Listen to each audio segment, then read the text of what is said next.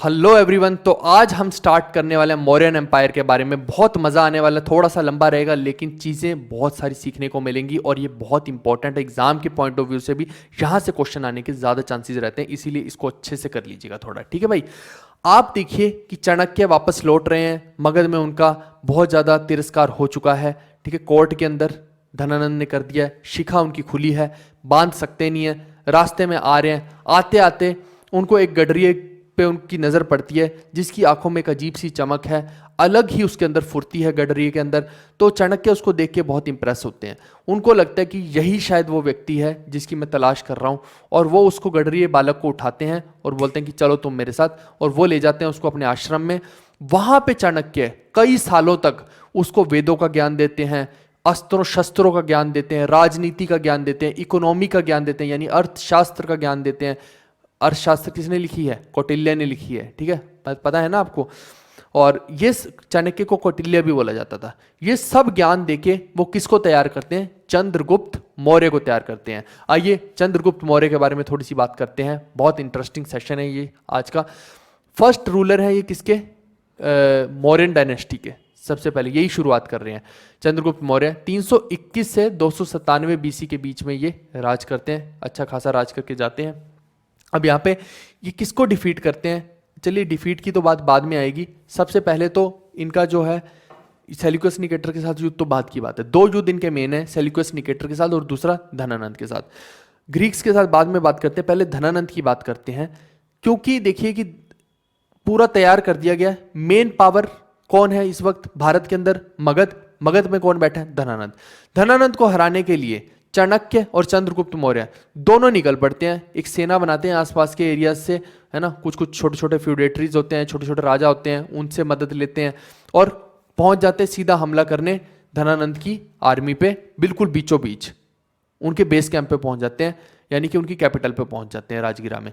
अब दिक्कत यहाँ पे क्या होती है कि जैसे ही ये हमला करते हैं, उधर से धनानंद की आर्मी इतनी स्ट्रांग, मैं बता रहा हूँ ना कितनी जबरदस्त आर्मी है धनानंद के पास, तो वो इतना जबरदस्त तरीके से इनके ऊपर अटैक करते हैं कि इनको अपनी जान बचा के भागना पड़ता है। कहीं चाणक्य जा रहे हैं, कहीं चंद्रगुप्त जा रहा है, पता ही नहीं लग रहा कि कौन कहाँ से निकल रहा है, पर दौड़ गए ये वहां से, जैसे तैसे ये जान बचा के जंगलों के रास्ते से वहां से दौड़े। बट यहाँ पे आते हुए इन दोनों को एक घर दिखाई देती, कुटिया दिखाई देती है, जिसके अंदर कुटिया में ये देखते हैं खिड़की से कि भैया एक माँ जो है अपने बच्चे को डांट रही है। क्यों डांट रही है? क्योंकि खिचड़ी पड़ी हुई है प्लेट में और बच्चे ने बीचों बीच हाथ डाल के खिचड़ी खाने की कोशिश की और बच्चे का हाथ जल गया। तो माँ उसको डांट रही है कि खिचड़ी गर्म हो तो उसको बीच से नहीं खाना चाहिए, उसको उसकी पेरिफेरी से खानी चाहिए, चार दीवारी से खाना चाहिए है।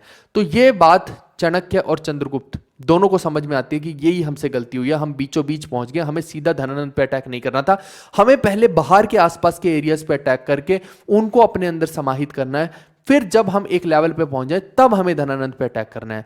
फिर ये दोनों इसी रणनीति पे काम करते हैं और आसपास के जितने भी छोटे छोटे राज्य होते हैं जो धनानंद के अधीन होते हैं उन पे हमला कर करके उनको अपने साथ मिलाते जाते हैं। और फिर एक दिन ऐसा आता है कि इनके पास भी एक अच्छी खासी आर्मी हो जाती है जो धनानंद का मुकाबला कर सके, और फिर पहुंचते हैं दो दो हाथ करने धनानंद से, और धनानंद का नाश करके कौन बैठता है सिंहासन पे? चंद्रगुप्त मौर्य। जी हाँ, यही चंद्रगुप्त मौर्य जिसको चाणक्य बिठाते हैं, और वही दिन होता है जिस दिन वो अपनी शिखा को बांधते हैं।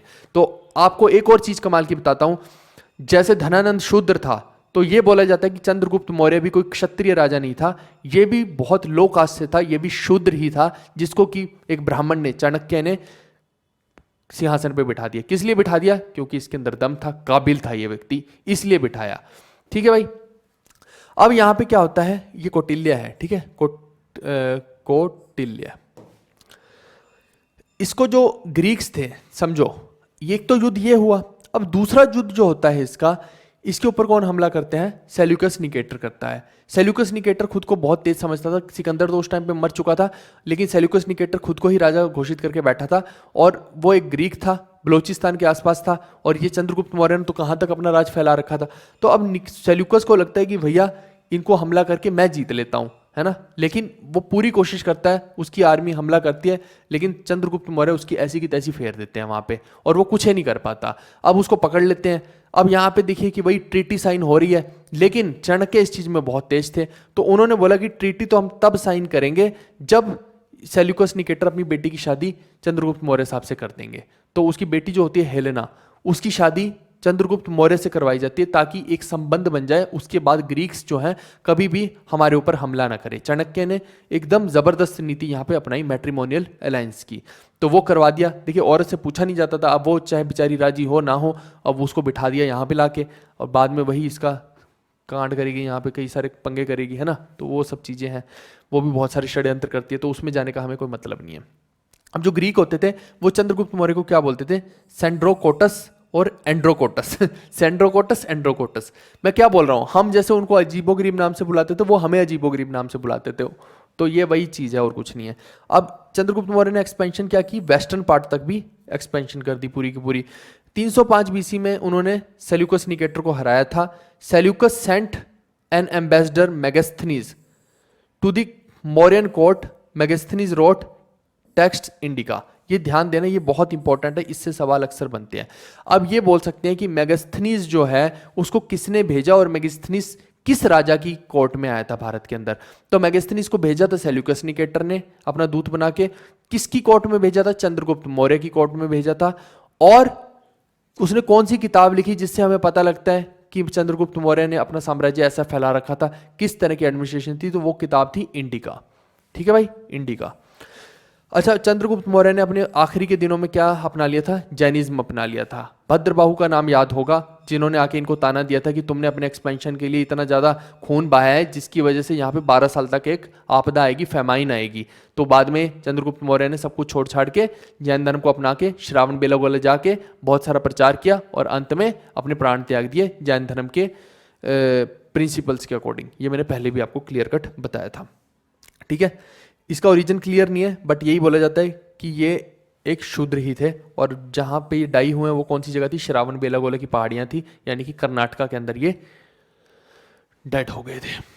तो ये पूरे का पूरा आप देख सकते हैं साम्राज्य किसका था। आप देखना, जो अखंड भारत किसको बोलते हैं, देखो जरा, कांधार भी है इसके अंदर ही, कांधार तक समझो, ये पूरा का पूरा, ये देखो, ये है चंद्रगुप्त मौर्य साहब। यानी आज का भारत देख लो, उससे भी बड़ा भारत किसने निर्माण कर दिया था, चंद्रगुप्त मौर्य ने चाणक्य की हेल्प से कर दिया था। ये जो पार्ट भी है यहाँ पे क्या है कि साउथ इंडिया की जो किंगडम्स हैं वो फल फूल रही थी। ठीक है, जैसे पांड्याज, चोलाज, जो भी उस टाइम के राजा थे, है ना, वो धीरे धीरे पनप रहे थे यहाँ पे। और ऐसा नहीं था कि चंद्रगुप्त मौर्य के अधीन नहीं थे ये लोग, सबकी आपस में कोई ना कोई ट्रीटी हो रखी थी। ऐसा नहीं था कि ये कुछ अलग ही लेवल के कि हमला करके यहाँ पे जीत जाएंगे। आप देखिए, इतना बड़ा साम्राज्य को जीतना आसान थोड़ी है, बट ये है कि इसकी मेंटेनेंस और इसको कंसोलिडेट करके रखना भी अपने आप में एक चैलेंज है। नहीं तो क्या होता है, आसपास के एरिया से, जैसे इन्होंने क्या किया, चाणक्य और चंद्रगुप्त ने धनानंद की इतनी बड़ी टेरिटरी को धीरे धीरे जैसे इधर से थोड़ा सा ले लिया, इधर से ले लिया, ऐसे ऐसे करके तो आगे बढ़े। तो ये चाहते तो ये भी इधर बढ़ सकते थे, लेकिन चंद्रगुप्त मौर्य ने पूरा का पूरा अच्छा खासा एडमिनिस्ट्रेशन अपना कंट्रोल में करके रखा होता, ऐसे कोई ले नहीं सकता था। और इधर जो था ये ग्रीक, बैक्टेरियन, सेल्यूकस का एम्पायर था ये सारे का सारा। ठीक है भाई, ये मैंने मैप के थ्रू भी आपको समझा दिया। 250 बीसी के आसपास का ये मैप है। अब चंद्रगुप्त मौर्य जो है वो तो चले गए, अब वो अपने बेटे को बिठा जाते हैं गद्दी में, जिसका नाम है बिंदुसार। ये दूसरे शासक हैं किसके, मौर्यन डायनेस्टी के, और ये सन है किसके, चंद्रगुप्त मौर्य के। इनका ग्रीक नाम क्या है, अमित्रो चतेस, या फिर अमित्रा घता, अमित्र घात बोल सकते हैं, घता नहीं, अमित्र घात, यानी कि जो दुश्मनों के एक तरह से दुश्मन, ये कह लो आप, कि जो दुश्मनों पे घात लगा सके, एक तरह से उस एंगल से आप समझते हैं। 297 से 268 बीसी का इनका राज है। इन्होंने एक्सपेंशन साउथ तक भी कर दिया, यानी कि इन्होंने साउथ में, जो मैंने अभी दिखाया था ना कि चंद्रगुप्त मौर्य ने उनको छोड़ रखा था, तो इन्होंने वहां तक भी अपना ही परचम लहरा दिया। During his rain a revolt took place at Takshashila. Takshashila जो राज्य था वहां पे एक रिवोल्ट होता है, जिसको दबाने के लिए पहले तो ये सुशीन को भेजते हैं, लेकिन वो देखिए कि मैंने बोला ना, वो अलग अलग इनकी रानियां थी, उनके बच्चे थे ये, तो जो सुशीम था वो तो कुछ कर ही नहीं पा रहा था। ठीक है, और फिर उसके बाद ये अशोका को भेजते हैं, और अशोका जो है बहुत ज़्यादा एम्बिशियस होता है व्यक्ति, ये जाके वहाँ पे तहलका मचा देता है और पूरे के पूरे रिवोल्ट को ख़त्म करके रख देता है। कौन, अशोका। तो इसीलिए अब यहाँ पे क्या है, पिक्चर में आ जाता है अशोक, और ऐसा भी बोला जाता है कि अपने 99 भाइयों का कत्ल करके ही अशोक गद्दी पे बैठा था। ऐसा बोला जाता है, ऐसा है कि नहीं ये पक्का नहीं है, क्योंकि कुछ टेक्स्ट से ये भी पता लगता है कि अशोका जो था बहुत प्यार करता था अपने भाई बहनों से। अच्छा, he is said to have conquered the land between two seas, that is Arabian sea and Bay of Bengal. Land between two sea का क्या मतलब होगा? साउथ इंडिया की बात हो रही है, एक तरफ उसके बे ऑफ बंगाल है, एक तरफ अरेबियन सी है, यानी कि ये देखिए ना, एक तरफ अरेबियन सी, एक तरफ बे ऑफ बंगाल, तो लैंड बिटवीन टू सीज हो गया ना एक तरह से। इसीलिए ये बोला जाता है किसने जीती है, ये बिंदुसार ने जीती है। In Jain literature he has been called as Simhasana, Simhasana. तो ये आप देख लीजिएगा कि ये एक टाइटल है जो इसको मिल रखा है सिंहासन का। फिर Antiochus sent Deimachus from Syria as an ambassador to Bindusara's court. ये थोड़े से अजीब नाम इसीलिए हैं क्योंकि ये ग्रीक लोग हैं, और ये देखिए ये तो सीरिया से है। तो सीरिया का एक राजा है एंटियोचुस, जिसने कि सेंट किया अपना एक एम्बेसडर, एक राजदूत भेजा था जिसका नाम था डिमैचुस। उसको कहाँ भेजा था? बिंदुसार की कोर्ट में भेजा था। फिर ऐसे ही देखिए टोलेमी फिलाडेफस जो इजिप्ट का राजा है, वो किसको भेजता है? डायोनीसियस को भेजता है as an ambassador to the court of Bindusara. ये अब सिंपल सी बात ये है कि अब जो ग्रीक्स है ना, उनके साथ भी हमारा मिलना जुलना शुरू हो गया है, और वो जो ग्रीक्स है वो अपने अपने एम्बेसडर, अपने अपने राजदूत यहाँ पे भेज रहे हैं। ये आप ऐसे भी समझ सकते हैं जैसे आज की डेट में हम भारत के लोग जो हैं अपने अपने राजदूत हर कंट्री में भेजते हैं, अपना हाई कमिश्नर भेजते हैं, या फिर एम्बेसडर जो है हम हर कंट्री में हमारा एक होगा, और हर कंट्री का हमारे यहाँ पे होगा। तो एम्बेसी के अंदर क्या होता है? यही सब तो होता है। तो वो एक दूसरे की खबरें जो होती हैं या एक दूसरे के साथ कम्युनिकेशन जो है वो बहुत ईजी हो जाता है। तो वैसा ही कुछ ये लोग अब कर रहे थे। अब ये तो हमने पढ़ लिया बिंदुसार के बारे में। अब अशोका के बारे में जैसे मैं पहले भी बता चुका हूँ कि बिंदुसार के बाद कौन गद्दी पे बैठता है? अशोका बैठता है, और बहुत सारे इसके भाई जो हैं वो इससे जलते भुनते रहते हैं, लेकिन अशोका एक की नहीं सुनता है। जो इसके रास्ते में आता है उसी को खत्म करके ये बैठ जाता है गद्दी पे। और अशोका जो है तीसरा रूलर है, और इसी को सबसे बड़ा रूलर, ग्रेटेस्ट मौर्यन एम्पायर इसको बोला जाएगा। हालांकि आप देखिए कि सबसे बड़ा तो चंद्रगुप्त मौर्य ही है, लेकिन अशोका ने जो किया है, इन्होंने पूरे कंप्लीट एम्पायर को एक तो मुट्ठी में बंद करके रखा हुआ था, है ना, कि इनसे बाहर नहीं कोई जा सकता है। अगर आप गए तो आपका कल्याण निश्चित है। दूसरा ये कि इन्होंने बहुत तगड़ी अपनी पॉलिसीज, इनकी एडमिनिस्ट्रेटिव पॉलिसीज बहुत तगड़ी थी। सिर्फ आप ऐसा थोड़ी बोलेंगे कि आपने बहुत सारे राज्य जीत लिए और राजा बन गए अच्छे। बहुत सारी एडमिनिस्ट्रेटिव पॉलिसीज, फिर साथ में इन्होंने बुद्धिज्म को अडॉप्ट कर लिया, यानी कि एक तरह से बाद में ये रिलीजियस पर्सन जो बन गए, जिससे कि इनके लाइफ में एक टर्निंग पॉइंट आया है। तो वो सब के कारण इनको ग्रेटेस्ट मौर्यन रूलर बोला गया। ठीक है। अशोका का नाम एक और था, देव नाम पिया, और 268 बीसी से 232 बीसी के आसपास की ये बात है। इसको मोटा मोटा याद रखना हो ना तो 250 बीसी, 250 बीसी की बात है। देखिए 232 और 268 के बीच में ही 250 बनता है, तो आपको लगभग आइडिया, एक रफ आइडिया लग जाएगा। और इसी से आपको फिर बाकी के मौर्यन एम्पायर, बिंदुसार और चंद्रगुप्त का भी आइडिया लग जाता है। और इनका पता लग गया तो इनके कंटेम्प्रेरी जो है, धनानंद हो गया, अलेक्जेंडर हो गया, पोरस हो गया, इनका भी फिर एक आइडिया लग जाता है कि ये सब लोग जो है 250 बीसी के अराउंड ही कहीं रहे होंगे, है ना। तो ये एक रफ आइडिया है, आपको रफ आइडिया लेना है। तो पेपर में कई बार रफ आइडिया से क्वेश्चन हो जाते हैं, तो वो आपको देखना है। अच्छा, इसने क्या किया है? His first and last war, एक ही युद्ध लड़ा है, जो है कलिंग वॉर 261 बीसी के अंदर। और वो भी युद्ध देखिए एक गलतफहमी का युद्ध था, आप समझना एक तरह से। यहाँ पे ये कलिंग है, जितने भी व्यापारी आते थे भारत के अंदर व्यापार करने मसालों वगैरह का, तो वो देखिए कलिंग के थ्रू जैसे जा रहे हैं अलग अलग जगहों पे। अब देखिए कि सिर्फ एक कलिंग था जो मौर्यन एम्पायर के अंडर नहीं था, बाकी सारा का सारा एरिया मौर्यन एम्पायर के अंडर था।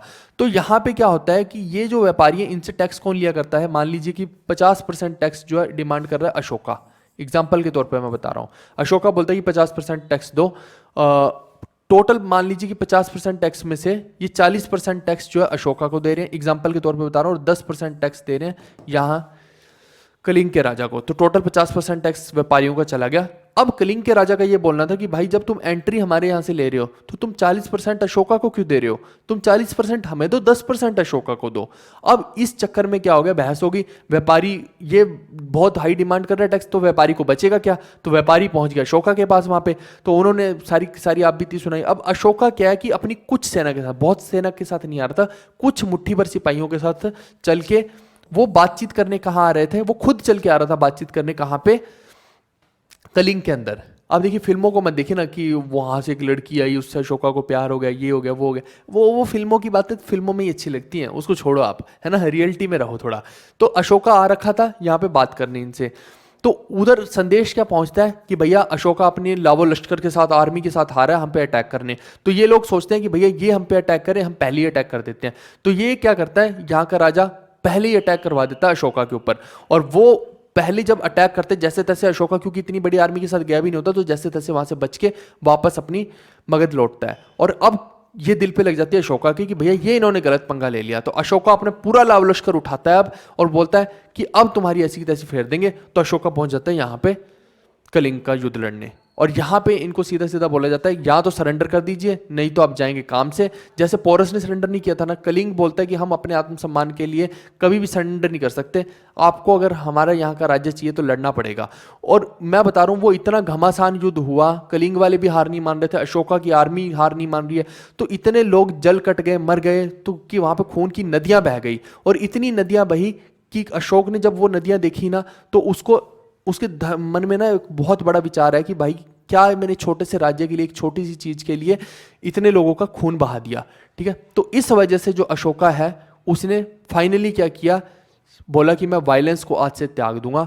और वायलेंस को त्यागने के बाद उसने क्या कर लिया, बुद्ध धर्म को एडॉप्ट कर लिया। तो अब ये जो बुद्धिज्म को फॉलो करता है अशोका, तो ये किसके अंडर करता है, उपागुप्त को ये अपना गुरु बना लेता है। और ऐसा नहीं था कि ये बुद्धिज्म को इसने बहुत ज्यादा स्ट्रांगली फॉलो कर लिया, इसने धीरे धीरे स्टेप्स में फॉलो किया। ऐसा नहीं कि राजपाट त्याग के और ये बन गया वहां पे साधु भिक्षुक बन गया, जी नहीं, धीरे धीरे इसने पूरा राजपाट भी चलाया और साइड बाय साइड बहुत ज्यादा इस धर्म को अडॉप्ट किया, इसकी टीचिंग्स को अडॉप्ट किया। फिर बाद में इसने धम्मा की पॉलिसी चलाई, फिर बहुत सारे लोग ऐसे अपॉइंट किए कि जो अलग अलग जगह पे जाके इस धर्म का प्रचार करें, अच्छाई का प्रचार करें, धम्मा का प्रचार करें।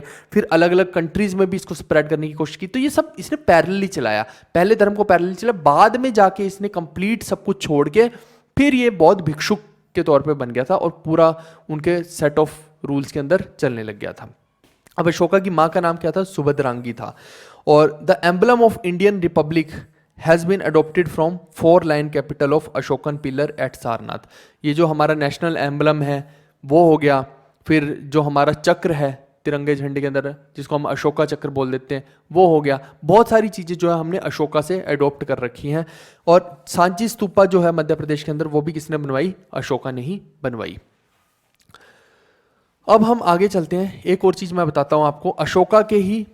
अशोका का एक बेटा हुआ महेंद्र, एक हुई बेटी संघमित्रा, और एक और बेटा था, उसको तो इसने पूरा का पूरा राजपाट दे दिया।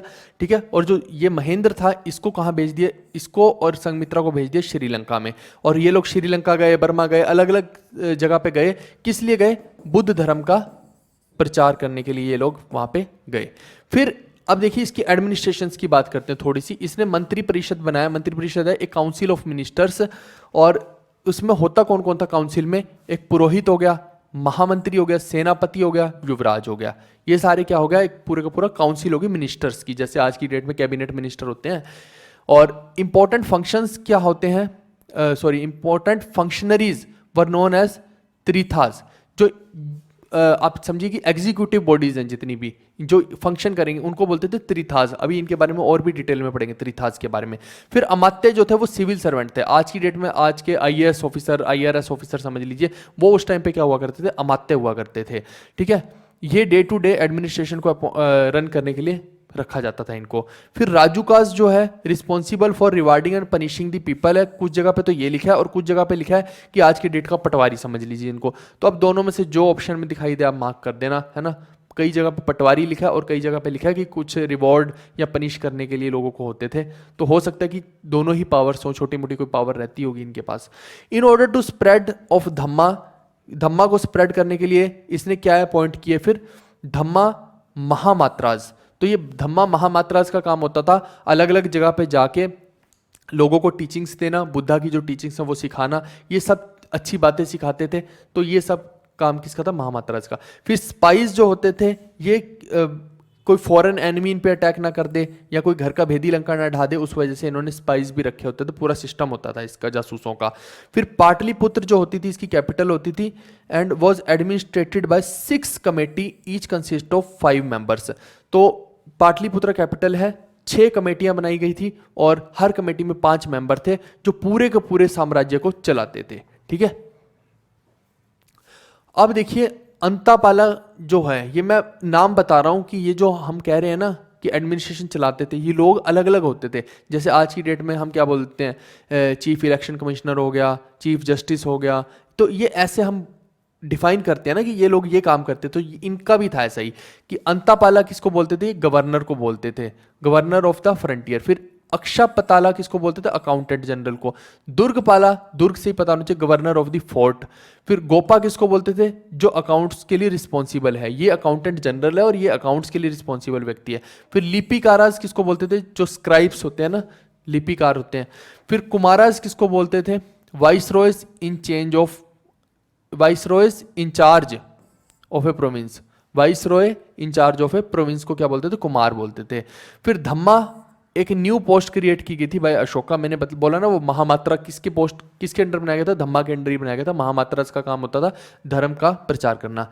फिर प्रादेशिका, मॉडर्न डिस्ट्रिक्ट मजिस्ट्रेट मान लीजिए इसको आज की डेट के हिसाब से, प्रादेशिका क्या हो गया आज की डेट के हिसाब से डिस्ट्रिक्ट मजिस्ट्रेट। राजूकास आज की डेट के हिसाब से आप पटवारी समझ लीजिए, ठीक है भाई।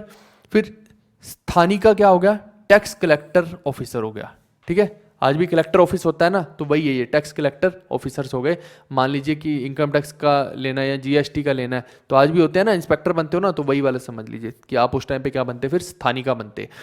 और विलेज लेवल ऑफिसर्स कौन से होते थे, ग्रामिका, ये होता है हेड ऑफ विलेज। और ग्राम विधाज होते हैं जो, वो होते हैं विलेज के बुजुर्ग या विलेज एल्डर्स। बहुत कुछ है भाई, छोटी चीज नहीं बनाई, बहुत एड ऑन किए हैं, इतना आसान नहीं है ये सब बनाना। फिर अब मैं बताता हूँ अलग अलग टाइटल्स और नाम अशोका के, बहुत सारे हैं। पियदसी ऑफिशियल नाम है इसका। Ashoka Maski minor rock edict से पता लगता है। रॉक एडिक्ट इसने क्या किया, जितना भी इसका इतिहास है ना अशोका का, इसने रॉक्स और पिलर्स पे लिखवा दिया, वो अभी हम बात करेंगे रॉक एडिक्ट्स पिलर एडिक्ट्स की, ठीक है। फिर अशोका वर्धन इसका नाम कहाँ है, पुराणों में लिखा हुआ है। अशोका मौर्य इसका नाम जूनागढ़ इंस्क्रिप्शन पे लिखा हुआ है। पियदसी कहाँ लिखा हुआ है, दीपा वामसा और कांधार इंस्क्रिप्शन पे। फिर पियदसी राजा, ये बार्बर हिल्स केव इंस्क्रिप्शन पे लिखा हुआ है। फिर पियदसी राजा मगध, ये बबरू बैरात माइनर रॉक एडिक्ट पे लिखा हुआ है। ये बहुत सारे नाम है इसके। फिर राजा अशोक देव नाम पिया, ये लिखा हुआ है यूडिगोलम माइनर रॉक एडिक्ट पे। फिर राजा अशोका, ये कहाँ लिखा हुआ है, नितूर माइनर रॉक एडिक्ट पे। फिर देव नाम प्रिय अशोका राजाज, ये कहाँ लिखा हुआ है, गुर्जर माइनर रॉक एडिक्ट पे। ये अलग अलग मैंने बोला ना, एडिक्ट्स बनाई थी, रॉक्स बनाई थी, उसके ऊपर पूरा इतिहास लिख दिया था ताकि लोगों को पता रहे। बहुत सारी पॉलिसीज भी लिख दी थी वहाँ पे ताकि लोग उससे पढ़ पढ़ के सीखते रहें। कागज़ पे लिखेंगे तो इधर उधर हो जाता है, रॉक्स पे लिख दी थी इसीलिए इन्होंने। अब देखिए मेजर रॉक एडिक्ट्स, तीन तरह के यहाँ पे आपको इसके एडिक्ट्स देखने को मिलेंगे। तीन तरह के पत्थर हैं, एक तो मेजर रॉक एडिक्ट हो गए, माइनर रॉक एडिक्ट हो गए और पिलर एडिक्ट हो गए। पिलर्स पे भी लिखा था, तो मैं आपको मेजर रॉक एडिक्ट्स बताता हूँ। एक तो है कलशी का, जो आज की डेट का देहरादून है।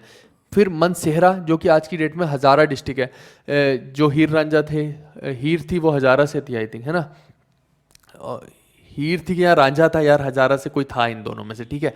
तो फिर शाहबाजगढ़ी, ये पेशावर में आज की डेट में। फिर गिरनार बोले तो गुजरात में है। सोपरा बोले, गिरनार काओ का भी घी भी बोलते हैं ना, तो वही वाले याद रखना। सोपरा बोले तो आज का डेट का मुंबई हो गया। धौलत उड़ीसा आज की डेट का मान लो। जोगादत्त उड़ीसा मान लीजिए ये भी। मस्की आंध्र प्रदेश। येरागुड़ी ये भी आंध्र प्रदेश, ठीक है। क्योंकि मैंने बोला ना उड़ीसा अब आज की डेट में ऐसा है ना, पहले अब उसको बीच में से काट दिया, क्या पता कितनी स्टेट थी तब, अलग अलग टाइप का था ना। तो ये सारे के सारे यहाँ पे क्या मिले, मेजर रॉक एडिक्ट मिले हैं। फिर माइनर रॉक एडिक्ट के लिए ये आप सारी जगहें हैं, देख सकते हैं। याद करने की जरूरत नहीं है, कोई नहीं पूछने वाला है इनके बारे में। लेकिन आप अगर स्टेट का एग्जाम कर रहे हैं तो आपको ये सब पता होना चाहिए, ठीक है। लेकिन अगर एसएससी रेलवे का बैंक कर रहे हैं तो ये जो है ये काम का नहीं है। बस आपको मोटे तौर पे पता होना चाहिए कि इसने तीन भागों में बांटा, major rock edict, minor rock edict और पिलर रॉक एडिक्ट में। और फिर आप ये भी देख सकते हैं, ये पिलर्स हैं यहाँ पे दिल्ली मेरठ में, लोरिया राजाज में, दिल्ली टोपरा में, रामपुरवा में, यहाँ पे फिर इसने पिलर्स पे भी लिखवाया, जैसा कि अभी मैं आपको दिखाता भी हूँ। ये देखो ये रॉक है, इस रॉक पे लिखवा दिया जाता था। यहाँ रॉक्स पे कैसे लिखवाया जाता था, ऐसा दिखता था। ये देखिए ये अलग ही लैंग्वेज है, अब हमें समझ नहीं आएगी, उस टाइम की लैंग्वेज है, ये आप देख सकते हैं। अब ये पूरी की पूरी स्लाइड में हमने ये बताया कि बाई चांस कभी एग्जाम में आ जाए कि हर पिलर पे लिखा क्या है, जो मेजर रॉक एडिक्ट है कम से कम उनके बारे में पता तो हो थोड़ा थोड़ा हमें। तो पहली मेजर रॉक एडिक्ट के बारे में पूछता है, इसमें क्या लिखा हो, तो एनिमल सेक्रीफाइसेस के बारे में इसमें लिखा हुआ है। ये अक्सर पेपर के अंदर ये कहीं भी आ सकता है, किसी भी एग्जाम में आ सकता है। अब ये वाले की बात करें तो ये एसएससी में भी आ सकता है, रेलवे में भी आ सकता है, किसी भी एग्जाम में आ सकता है, और स्टेट में तो आ ही सकता है। फिर आप देखिए सेकंड मेजर रॉक एडिक्ट की बात करते हैं, तो इसमें क्या लिखा हो, medical treatment of humans and animals के बारे में लिखा है। तीसरे रॉक एडिक्ट पे क्या लिखा है, इसमें परदेशी काज, राजू काज, युक्ताज, यानी कि इसके अंदर जो पोस्ट्स होती है एडमिनिस्ट्रेटिव पोस्ट, उनके बारे में लिखा है। फोर्थ वाले पे क्या लिखा हुआ है, भेरी घोषा इज रिप्लेस्ड बाय धम्मा घोषा, ठीक है, तो ये धम्मा की पॉलिसी के बारे में होगा। फिर फिफ्थ के अंदर क्या लिखा हुआ है, अपॉइंटमेंट ऑफ धम्मा महामाताज। यहीं से तो हमें महामात्राज वगैरह का इनका सबका पता लग रहा है ना। तो जो मैंने इतनी सारी बातें आपको बताई कहाँ से पता लग रही हैं, इन्हीं पत्थरों के ऊपर लिखी हुई हैं जिनको हमने डेसिफर किया है, और यहीं से हमें अशोका के बारे में वो सारी की सारी चीज़ें पता लगी हैं, ठीक है। फिर सिक्स्थ मेजर रॉक एडिक्ट पे क्या लिखा है, मंत्री परिषद और ऑफिसर्स लाइक पुलिस सैनी, प्रतिवेदिकार, इन सब के बारे में लिखा हुआ है, ठीक है, यानी कि यहाँ भी मंत्रियों के बारे में ही लिखा हुआ है। फिर सेवंथ में क्या लिखा हुआ है, रिलीजियस टॉलरेंस के बारे में लिखा हुआ है, कि ऐसा नहीं था कि अशोका सब धर्मों का अगेंस्ट था, एक टॉलरेंस थी, जैसे अकबर के बारे में बोलते कि सब धर्मों का सम्मान था, तो अशोका भी करता था। फिर एट्थ मेजर रॉक एडिक्ट पे क्या लिखा हुआ है, संबोधि इन बोध गया जो जगह है उसके बारे में लिखा हुआ है। नाइन्थ वाले में क्या लिखा हुआ है, यूजलेसनेस ऑफ वेरियस सेरेमनीज के बारे में लिखा हुआ कि ये फालतू की सेरेमनीज पता नहीं काहे को की जाती हैं। फिर टेंथ मेजर रॉक एडिक्ट पे क्या लिखा हुआ, किंग्स की डिजायर्स नो मोर फेम, इसके बारे में।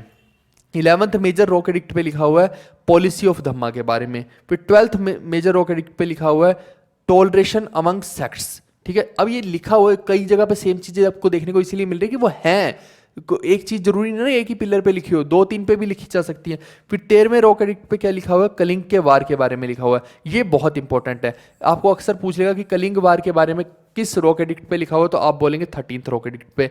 आपको बोलेगा कि धम्मा की पॉलिसी कौन से पे लिखी हुई है, तो आप बोलेंगे 11th रॉक एडिक्ट पे। 11th और 13th एग्जाम के पॉइंट ऑफ व्यू से सबसे ज्यादा इंपॉर्टेंट है, ठीक है, बाकी के इतने इंपॉर्टेंट नहीं है जितना ये दोनों इंपॉर्टेंट है।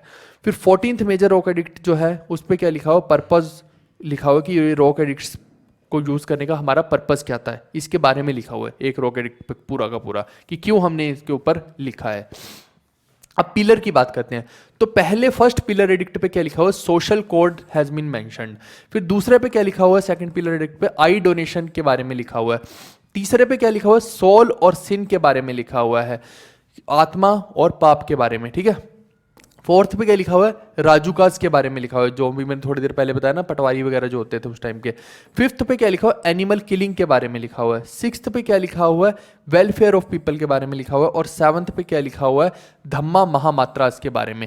ये सेवंथ भी इंपॉर्टेंट हो जाता है क्योंकि जो धम्मा के बारे में है वो थोड़े इंपॉर्टेंट है। देखो यहाँ पे सेवंथ पिलर एडिक्ट पे धम्मा महामात्रास के बारे में लिखा है, लेकिन यहाँ पे देखो, यहाँ पे धम्मा महामात्रास जो है फिफ्थ मेजर रॉक एडिक्ट पे लिखा है, लेकिन धम्मा की पॉलिसी के बारे में बोलेगा तो वो 11th मेजर रॉक एडिक्ट पे लिखा है। ये देखिए, धम्मा महामात्रास वो थे जो धम्मा को फैलाते थे इस पूरे के पूरे धर्म को, लेकिन धम्मा खुद जो धर्म है उसके बारे में 11th पे लिखा है, ठीक है।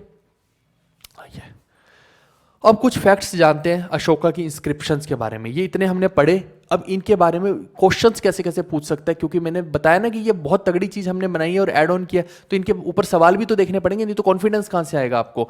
तो सवाल कैसे पूछेगा कि जो मस्की एडिक्ट है उसको डिस्कवर कब किया गया, तो आप बोलेंगे 1915 में किया गया। और इसके बारे में और क्या चीज है कि it is the only addict which mentions the name of Ashoka. तो अशोका के जो नाम लिखे हुए हैं ना, वो केवल और केवल हमें मस्की एडिक्ट में देखने को मिलते हैं। ये पूरी स्लाइड बहुत बहुत इंपॉर्टेंट है, स्टार मार्क कर लो इसको। फिर the Topra and Meerut pillars were brought to Delhi by which Mughal ruler. ये दिल्ली में किस मुगल रूलर के द्वारा लेके आए गए, क्योंकि देखिए कुछ पिलर्स कहाँ थे, नेपाल वगैरह में भी थे, तो अलग अलग जगह पे थे, तो ये दिल्ली या किसी और स्टेट में होंगे, है ना। तो ये इस वजह से पूछ ले कि दिल्ली में, स्पेशली दिल्ली में कौन लेके आया इनको, तो हम बोलेंगे फिरोज शाह तुगलक लेके आया। और ये मैं फिरोज शाह तुगलक में भी जब हम जाएंगे तो वहां भी हम पढ़ाएंगे कि वो जो दो अशोका के इंस्क्रिप्शंस के पिलर थे वो अपने दिल्ली में लेके आया था, है ना। फिर Ashokan edicts were deciphered by James Prinsep in 1837। देखो हम भारतीय इसको डिकोड नहीं कर पा रहे हैं, इनको अंग्रेज लोग ही डिकोड कर रहे हैं। 1837 में जेम्स प्रिंसेप ने ही डिकोड करके बताया कि भैया इनके ऊपर ये लिखा हुआ है। जो कौशंबी पिलर है वो कलकत्ता में कौन लेके आया उसको? जहांगीर लेके आया। ध्यान देना, ये सारे बहुत इंपॉर्टेंट फैक्ट्स हैं जिनके बारे में कभी भी सवाल आ सकता है। फिर जो बैरात इंस्क्रिप्शन है इसको इलाहाबाद में कौन लेके आया? कनिंघम लेके आया। ठीक है भाई। फिर 2 मेजर रॉक एडिक्ट्स हैं, एक मनसेहरा वाला और एक शाहबाज गढ़ी वाला। इनके ऊपर जो लिखी हुई है स्क्रिप्ट वो किस भाषा में लिखी हुई है? तो वो खरोष्टी में लिखी हुई है, खरोष्टी स्क्रिप्ट है इनके ऊपर। फिर कांधार इंस्क्रिप्शन जो है वो बाइलिंगुअल इन नेचर है, ग्रीक और अरेमिक लैंग्वेज है। अरेबिक नहीं है, ये एक अरामाइक लैंग्वेज होती है, आप बस याद कर लो, ज़्यादा उसमें घुसने की जरूरत नहीं। ग्रीक और अरामाइक लैंग्वेज है जो दोनों लिखी हुई है। किस पे लिखी हुई है? कांधार के इंस्क्रिप्शन पे। Most of the Ashokan edicts are written in Brahmi script, तो ब्राह्मी स्क्रिप्ट में लिखे हुए हैं ये बहुत इंपॉर्टेंट है। फिर language used in Ashokan edicts except Kandahar is Prakrit. ध्यान देना, ये स्क्रिप्ट की बात है और ये लैंग्वेज की। जैसे कि देवनागरी एक स्क्रिप्ट है और फिर आगे संस्कृत भाषा हो गई उसकी, है ना। ऐसे ही यहाँ पे देखिए स्क्रिप्ट तो ब्राह्मी है, लेकिन सिर्फ अगर ये कांधार वाले इंस्क्रिप्शन को छोड़ दिया जाए, बाकी सभी जो इंस्क्रिप्शन है उनके ऊपर क्या है? प्राकृत लैंग्वेज है। प्राकृत मैंने पहले भी बताया ना कि ये एक नॉर्मल लोगों की लैंग्वेज हुआ करती थी जिसको महावीर स्वामी ने भी प्रमोट किया था। तो ये प्राकृत लैंग्वेज में लिखे हुए हैं। ये अक्सर लैंग्वेज का पूछ लिया जाता है, बार बार मैं फोकस इसीलिए कर रहा हूँ। और कांधार इंस्क्रिप्शन इसलिए इंपॉर्टेंट है, केवल यही एक इंस्क्रिप्शन है जिसके ऊपर ग्रीक और अरामाइक लैंग्वेज लिखी हुई है, और वो भी 2 लैंग्वेज लिखी हुई है। बाकी किसी इंस्क्रिप्शन पे नहीं लिखी हुई, उन पे सिर्फ एक लैंग्वेज लिखी है जो कि Prakrit. The inscription in fragmentary condition found at Lampaka Laghman is इन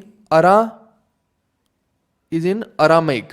ठीक है, एक इंस्क्रिप्शन है जो कि फाउंड हुआ है लंपक और लमघान में। ये किस भाषा में लिखा हुआ है? यहाँ पे ये फ्रेगमेंटेड फॉर्म में हमें हासिल हुआ है, हमें एग्जैक्ट नहीं मिला पूरा का पूरा, तो ये अरामाइक लैंग्वेज में लिखा हुआ है, यही वाली अरामाइक लैंग्वेज है। ठीक है। In all the edicts except the Maski edict, Ashoka refers to himself by his title Devanam Piyadasi. ठीक है, सिर्फ एक मस्की एडिक्ट को अगर मैं छोड़ दूं, ये जो मस्की एडिक्ट है ना, इसमें ही इसने अपना नाम अशोका लिखा है।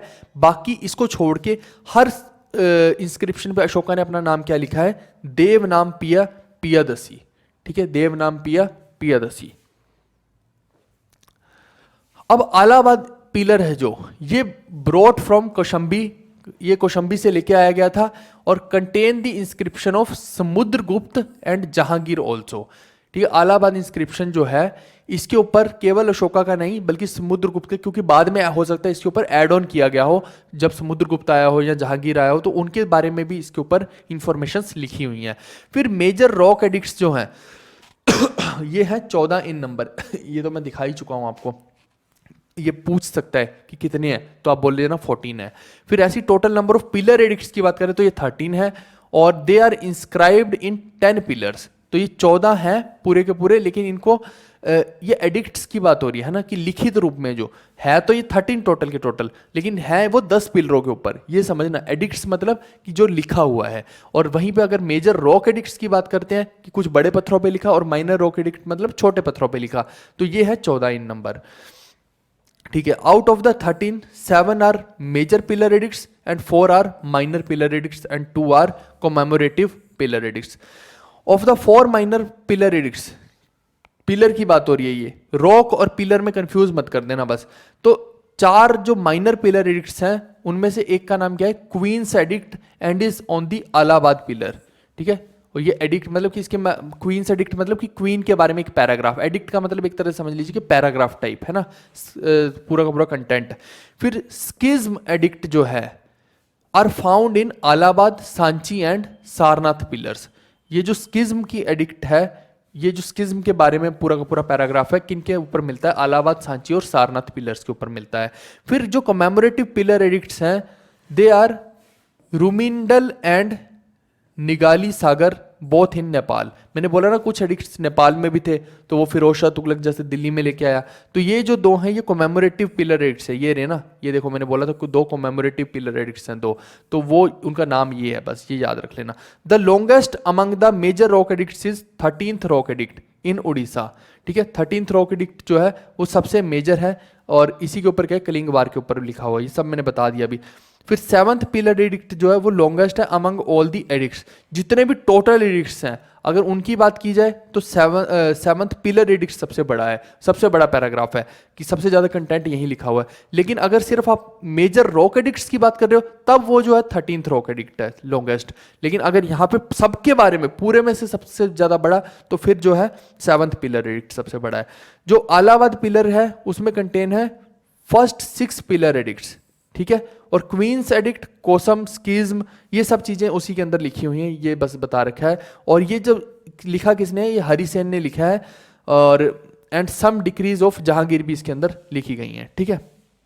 फिर खरोष्टी की बात करते हैं, क्योंकि ये देखिए कि ये समुद्रगुप्त के बारे में जो लिखा है ना ये हरि सेन ने लिखा है, ऐसा नहीं कि सारा का सारा हरि सेन ने लिखा है। फिर खरोष्टी जो स्क्रिप्ट है that was derived from the Persian Aramaic, तो ये पर्शियन अरामाइक से ही खरोष्टी स्क्रिप्ट आई है, ये आपको ध्यान रखना है। फिर अशोका ने जो कंस्ट्रक्ट किया है सांची स्तूपा एट विदिशा यानी कि एमपी के अंदर। हाँ, ये कुछ कुछ चीज़ें हैं मैंने बताई, फैक्ट्स हैं, याद जितने कर सकते हो कर लो। अब ये पेपर के अंदर तो कुछ भी आ सकता है और मैंने तो अपने कंटेंट में सब कुछ इंक्लूड करना ही था, मैं कुछ भी छोड़ नहीं सकता हूँ जो एग्जाम के पॉइंट ऑफ व्यू से इंपॉर्टेंट है। मैंने बोला था तीर्थास के बारे में हम बाद में करेंगे, तीर्थास मेंशन्ड इन दी अर्थशास्त्र, ठीक है। अर्थशास्त्र में कौन कौन से तीर्थास हैं, 18 हैं मेन, तो आप देख लीजिएगा। मंत्री होता है चीफ मिनिस्टर, पुरोहित होता है चीफ प्रीस्ट, सेनापति चीफ कमांडर हो गया, युवराज क्राउन प्रिंस हो गया, द्वारिका चैम्बरलियन हो गया, फिर एंटावरिस्का क्या हो गया, चीफ ऑफ हरम हो गया, इनका भी औरतों के कोई हरम रहते होंगे तो उसका चीफ हो गया, प्राशस्ती क्या हो गया, इंस्पेक्टर जनरल ऑफ प्रिजन्स हो गया, समहारता क्या हो गया, कलेक्टर जनरल हो गया, सानीदाता हो गया, ट्रेजरी चीफ हो गया यानी कि धन ये रखेगा, फिर प्रादेशत्री क्या हो गया, डिविजनल कमिश्नर हो गया, और नायक क्या हो गया, सिटी कांस्टेबल हो गया जैसे आज की डेट में हो गया हवलदार वगैरह, फिर पौरा क्या हो गया, गवर्नर ऑफ द सिटी हो गया, व्यवहारिका हो गया चीफ जज, फिर कर्मांतिका क्या हो गया, चीफ ऑफ द माइंस हो गया, फिर मंत्री की बात करें तो प्रेसिडेंट ऑफ द काउंसिल और या फिर कहें कि प्रदेशाध्यक्ष टाइप्स जैसे हो गया, फिर दंडपाल क्या हो गया, पुलिस चीफ हो गया, डंडा जिसके हाथ में वो पुलिस चीफ हो गया है ना, फिर द्वारापाला क्या हो गया, chief of the home defence हो गया, फिर अंतपाला क्या हो गया, chief of the frontier defence हो गया। ये कुछ कुछ पोस्ट हैं और ये मिनिस्टर्स के नाम है कि उस टाइम पे कैसे ये पोस्ट रहा करती थी, वो मैंने बता दिया एडमिनिस्ट्रेशन लेवल पे। हाँ, अब इंपॉर्टेंट अध्यक्षकाज एंड देयर ड्यूटीज, जो बड़े बड़े अध्यक्ष होते थे उनकी क्या क्या ड्यूटी होती थी, जैसे कि पान्याध्यक्ष है जो, तो इसका मतलब है ये कॉमर्स का अध्यक्ष है। कॉमर्स क्या होता है, जैसे व्यापार की बात हो रही है ना, पैसे की बात हो रही है।